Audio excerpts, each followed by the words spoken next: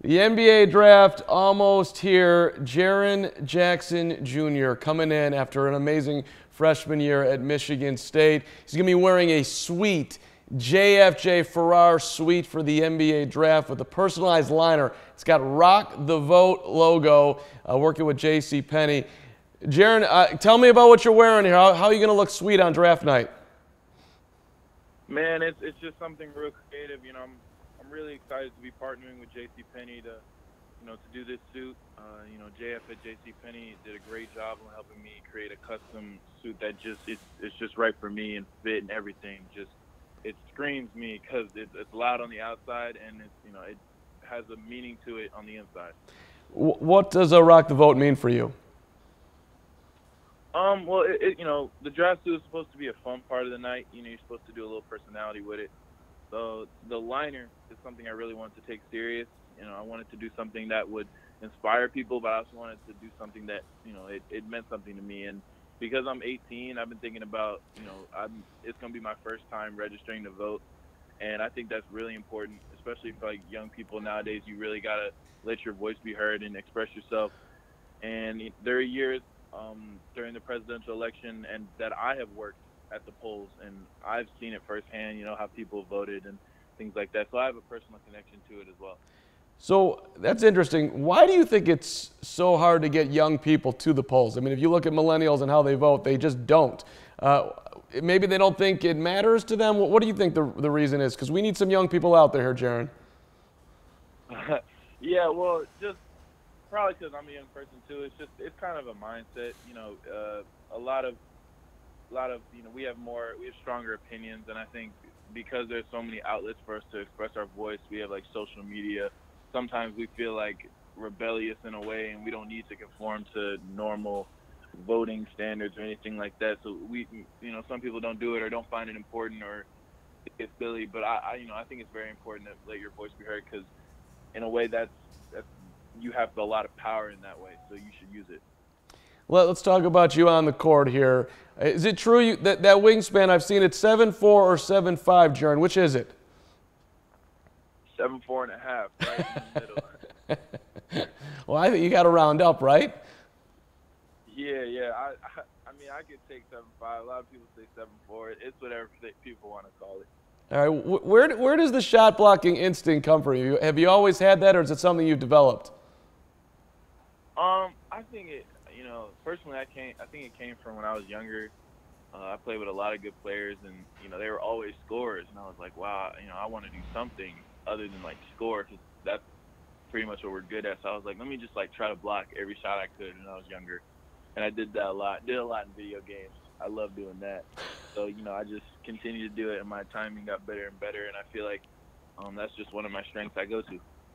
Who do you use in video games to block these shots? Oh, you got to use Anthony Davis. I mean, his timing's unreal. I mean, he gets everything. So, and guys like Larry Sanders, I mean, those guys in video games, they block everything.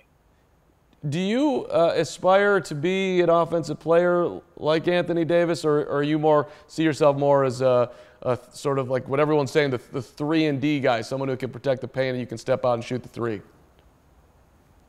I think, I'm trying to do both. I'm trying to be an all-around great player. I'm trying to be an offensive threat, grow into more of that role, as well as, continue to focus on my strength, which is defense, and spacing the floor with my shot. So, just developing my game and being an all-around player and doing whatever it takes to win.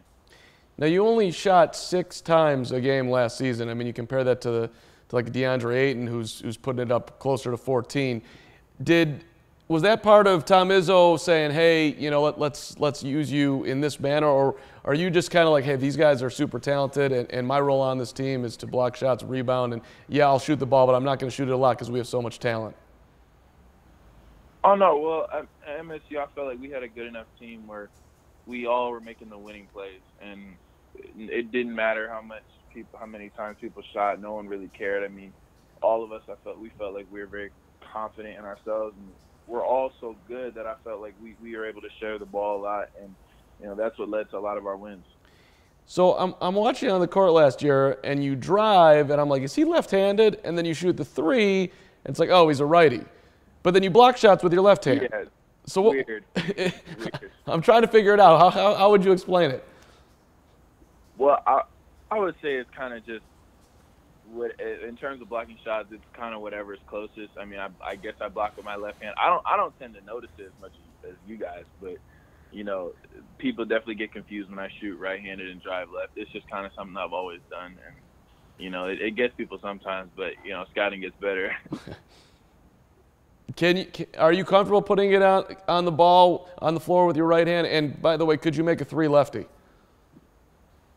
Ooh, no, I'm comfortable going right. It's just usually teams are forcing me left, so it's I kind of would go to that more. Definitely think I'm gonna improve my right hand more, but I definitely know I can't make a shot lefty now. I think I used to when I was younger, but now it's kind of tough. It's kind of tough now. Okay, but in the paint, you finish with that left hand all the time. Yeah. I think I got more like hooks and floaters. Like I bet if I took a floater from like half court, it would have a better chance of going in than if I took like a 3. Okay. With my left hand. What's your dad telling you about going into the NBA? I mean, he's got a little bit of knowledge there. 12 years in the league. Yeah, he's telling me all types of stuff. You know, he went through it in a different path than me, but he has a lot of knowledge that I always tap into. You know, he just how to act off the court. You know, just little things you have to know. It's definitely different time. So there's different things that are different, but there's a lot of similarities, like travel, eating right, just what it takes in general. So I always go to him for advice on that. Who wins that 3-ball shooting contest, you or your dad? It's tough, but I pull out a lot of them recently. Back in the day, it was more him. He could shoot the lights out, but you know, I'm counting on Father Time right here to give me an advantage. Is that him slipping, or are you getting better? I think it's both. I mean, you gotta, you know, Father Time's undefeated, but you know, he's definitely pushing me every day to get better, which, you know, I give a lot of credit to my shot to him because he's always made me shoot pretty much every day since I was like 8 years old, and he's always made me shoot.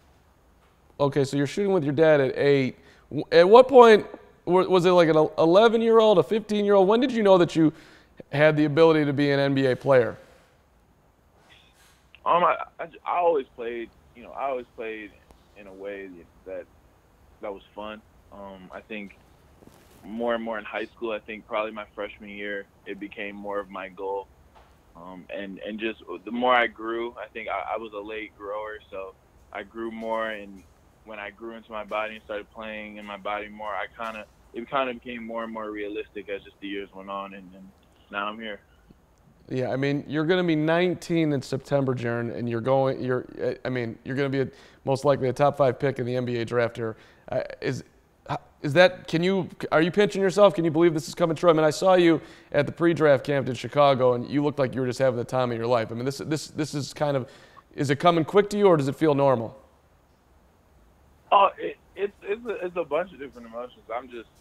It's such a whirlwind. You know, it's you kind of forget at times that this is really about to happen, and it's so crazy to think about. And I'm always I enjoy, if you watch me like at any time, I'm always enjoying whatever I'm doing. Like, I'm always in awe at certain things that just happen. It's just it's really cool. And you know, even like now I'm talking to you and like I'm doing an interview, like that doesn't even like happen to most kids. So, nope. You know, I'm just to be in this position. Are you more comfortable at the 4 or the 5? Either. It doesn't matter. It really doesn't. Do you think most likely you'll be playing the 5 in the pros? I mean, what are some of the teams telling you? Well, because of like where the game's going, I think people are going small a lot, so possibly. But I'm more dependent on the team. So if the team needs kind of whatever position the team needs, it's either or. All right. What about your? You know, I'm sure you watch the NBA Finals, and I'm sure you've watched plenty of NBA. When you watch Draymond, your fellow Sparty, and he kind of loses himself on the court, gets all emotional, are you sitting there like, Draymond, calm down? Or are you like, yes, be yourself? And what's going on when you're watching your guy? Well, that's what Day does. He brings that energy. I mean, even when he's, you know, going crazy, you see how, like, that moment usually light the fire, or there's a switch that happens and the Warriors start killing. So, but whenever he does something like that, I usually text him like, dude, you're wilding. But that's what he does. That's what he brings to the Warriors, and he's always done that. Yeah. You think you would have won a fight with Charles Barkley? Charles would have been in trouble, right? Oh, I gotta say, Charles, Chuck is something.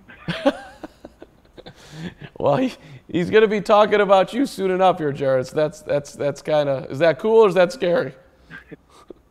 Oh, well, that's great. I always watch TNT, so Charles is one of those personalities you always want to meet and get to know. He's just a funny guy, really. And he was a great player, and just seeing him on TV is really funny the way he talks sometimes. And the whole thing with Draymond was funny this year. That was great. Yeah. Last one for you. Your biggest thing you're working on, trying to get yourself ready to play in the NBA next year. You just got to work on mentality. Pretty much work on all your skills, but mainly pick certain things and really get good at it. Like I'm working on my footwork, working on my conditioning, making sure I'm playing stronger, getting stronger, and just trying to be in the best shape of my life so I can go out there and perform the way I know I. Yep. Jaren, good to talk to you. Looking forward to watching you in the league. Congratulations on all your success. Thank you. And my whole suit is JF at JCPenney. Go get you one. If you haven't, you get great suits. That's what I got to end with. I'm in, baby. I'm going to check it out. Hey, you know what? You should get a suit. They should hook you up. I'm for real. I'm. If JCPenney wants to do that, I'm right here. I would love to look as sweet as you're going to look on draft night. I got you, man. Thank you for having me. It's our pleasure. Jaren Jackson Jr.